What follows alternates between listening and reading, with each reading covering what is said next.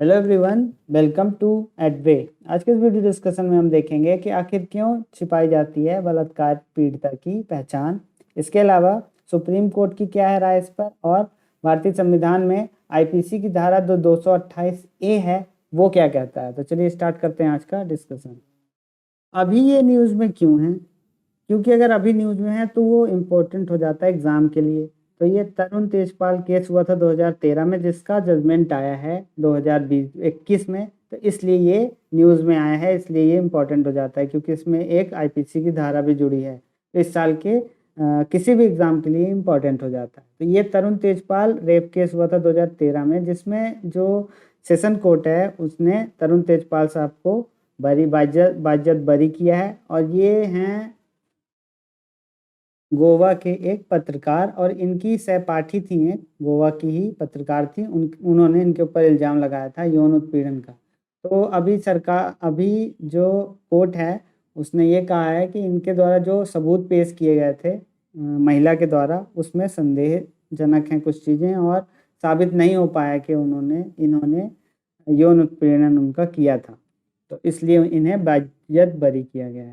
इस केस में एक इम्पॉर्टेंट चीज़ ये थी कि जो सेशन कोर्ट है उसने कुछ बातें जो महिला जो पीड़ित महिला थी उनकी सार्वजनिक कर दिया था, जिसकी वजह से हाई कोर्ट को मुंबई हाई कोर्ट को सामने आना पड़ा। और उन्होंने बोला कि कोई भी औरत है जिन्होंने जो पीड़िता है उसकी पहचान किसी भी कीमत पे सार्वजनिक नहीं की जा सकती, चाहे वो गलत ही बोल रही हो, चाहे भले साबित नहीं हो रहा है कि वो उन्होंने गलत इल्ज़ाम लगाया था। ये भी अगर साबित होता है उसके बाद भी उनकी पहचान सार्वजनिक नहीं की जाएगी।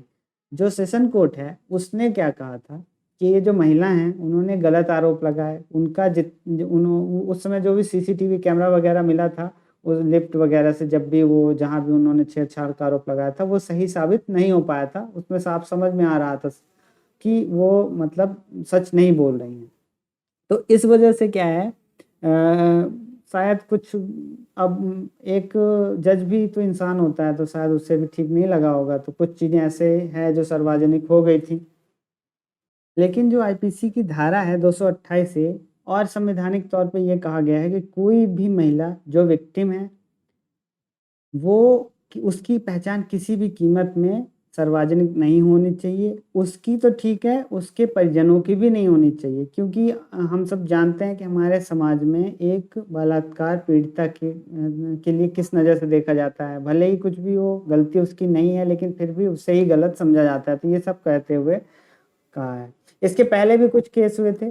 देखिए, इसको हम थोड़ा सा देख लेते हैं कि जो जो धारा 228 ए है उसमें कौन कौन से आईपीसी की धाराओं के तहत अगर केस हुआ है तो ये अपराध माना जाएगा किसी भी बलात्कार पीड़िता का सार्वजनिक करना क्या नाम या उनके परिजनों का। तो अगर 376 लगाया गया है, 376 ए लगाया, 376 बी, 376 सी और 376 डी और 376 जी, ये जितने भी हैं, अगर इनके तहत किसी भी व्यक्ति पर मुकदमा चलाया जा रहा है और उस समय किसी भी प्रकार से महिला का नाम बाहर आता है, चाहे वो पत्रकार लाएं, कोई जज लाएं, हालांकि जज के द्वारा लाया जाता है तो उस पर उच्च सदन जो भी होते हैं, जो भी बड़ी सदन होती है, वो उनके फैसले को बस पलटती है। ज़्यादातर उनको सज़ा तो नहीं मिली, लेकिन 2 साल तक की सज़ा हो सकती है और जुर्माना भी हो सकता है। ये है, यहाँ तक कि उनके परिजनों को भी नहीं होना चाहिए, उनके परिजनों का भी नाम सामने नहीं आना चाहिए, क्योंकि उससे उनकी बदनामी होगी और बहुत सही नहीं रहेगा वो। इसके अलावा अगर वो महिला अभी बालिका हैं तो भी, क्योंकि आगे चल के वो भी एडल्ट होंगे। इसके अलावा अगर वो मानसिक रूप से विकृत हैं या उनको कुछ प्रॉब्लम है, महिला हो या पुरुष हो, ठीक है। पॉक्सो की अगर बात करेंगे तो महिला हो या पुरुष हो, दोनों की बात आ जाएगी ये वाला।